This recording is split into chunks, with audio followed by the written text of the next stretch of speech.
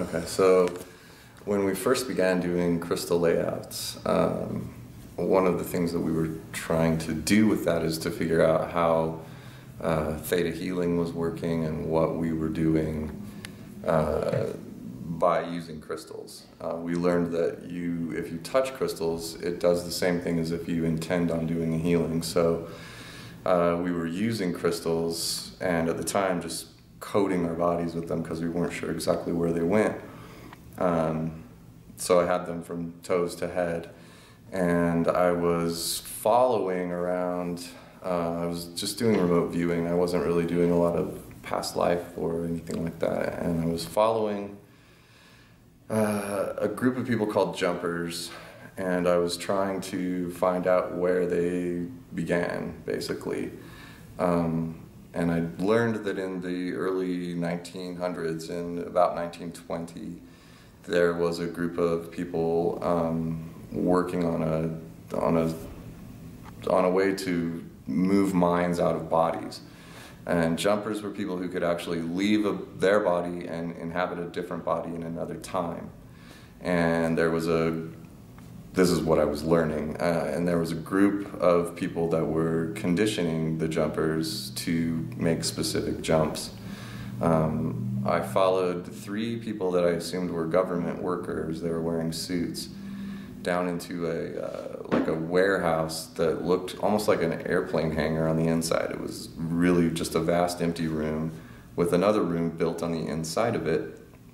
And in that room, there was a chair that they were directing the jumpers into in order to enhance their abilities, I believe. And so I was following 3 guys down into this room, down these stairs, and the middle guy turned around to look at me, which was weird because I wasn't actually even there. The only thing there was my mind. And he turned around. He didn't have very many facial features. He had eyes, and that was about it. And he just went doop and touched me right in the center of my head, right in my third eye, where I had a rutilated quartz as I was doing the layout. Well, that took me completely out of my view and put me right back in my body. And it was like my head was on fire. It was burning. There was huge amounts of pain. And I threw all the crystals off of me and was just screaming, "Get it off, get it off."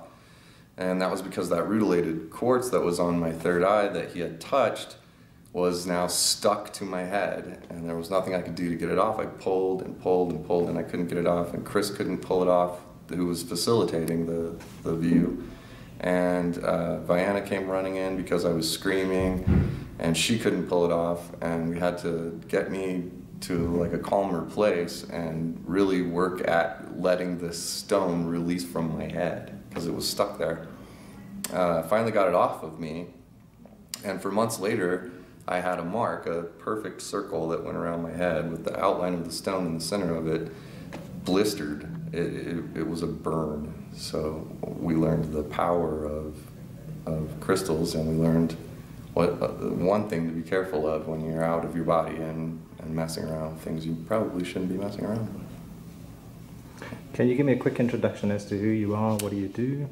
I'm Kevin Shamel. I'm a wanderer.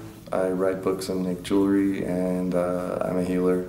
I was around when theta healing began. I was part of the original crew. Good.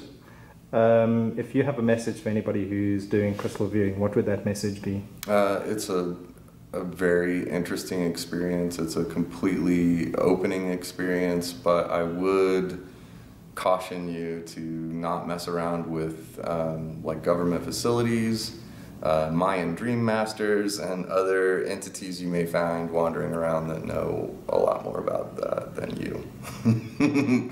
But yeah, overall it's a really safe, interesting, and fun thing to do.